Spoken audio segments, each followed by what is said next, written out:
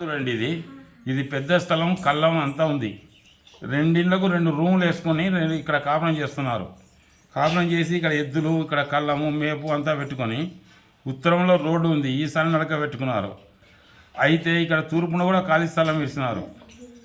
తూర్పున ఖాళీ స్థలం ఇచ్చినప్పుడు ఈ డోర్ ఉత్తరావాయమైనది. ఉత్తరావాయ భార్యాభర్తలు ఎప్పుడు గొడవ పడుతూ మనశ్శాంతి లేకుండా బతికినారు. ఆఖరకు సూసైడ్ చేసుకుంటే మందు తాగే పరిస్థితి ఏర్పడినది. ఫ్రెండ్స్, ఈ ఇల్లు చూడండి, 2 రూములు కట్టినారు. ఉత్తరం ఖాళీ స్థలం వదిలి కట్టినారు. ఉత్తరంలో పెద్ద రోడ్డు ఉన్నది. ఇంటికి 2 రూములకు 2 డోర్లు, వాకిన్లు పెట్టినారు. ఈశాన్యంలో కిచెన్ పెట్టినారు. ఇక్కడ పొయ్యిలో కిచెన్ పెట్టినారు. ఈశాన్యంలో కిచెన్ అంటే భార్య భర్తలు, అన్నదమ్ములు, తండ్రి కొడుకులు అన్నిటితో కొట్టడం కాక విపరీతంగా ఖర్చు కలిగి ఉంటారు. దీనికి నైరుతి దోషాలతో అయితే భార్య భర్తను కానీ, భర్త భార్య కానీ హత్య చేయడం కూడా జరుగుతుంది. ఈ సమయంలో పొయ్యి ఉండి నైరుతి ద్వారాలు ఉండే, నైరుతి పెరిగిన, నైరుతి భ్రష్టు పట్టిన ఎడల భార్య భర్తను చంపడం, భర్త భార్యను కానీ హత్య చేయడం జరుగుతుంది. డోర్ పెట్టినారు. ఇది ఈశాన్యం డోర్, ఒక డోర్ ఈశాన్యం లేక వచ్చినది.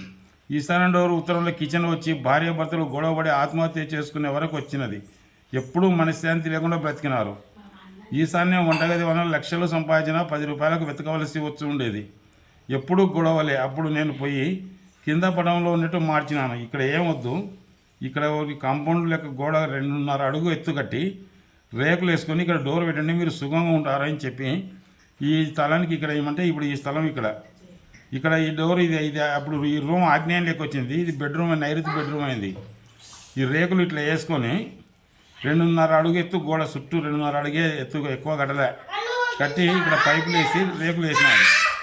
ఇది ఎదురొక్కటం మామూలుగా ఉంది, ఇంకంతా మామూలుగానే ఉంది.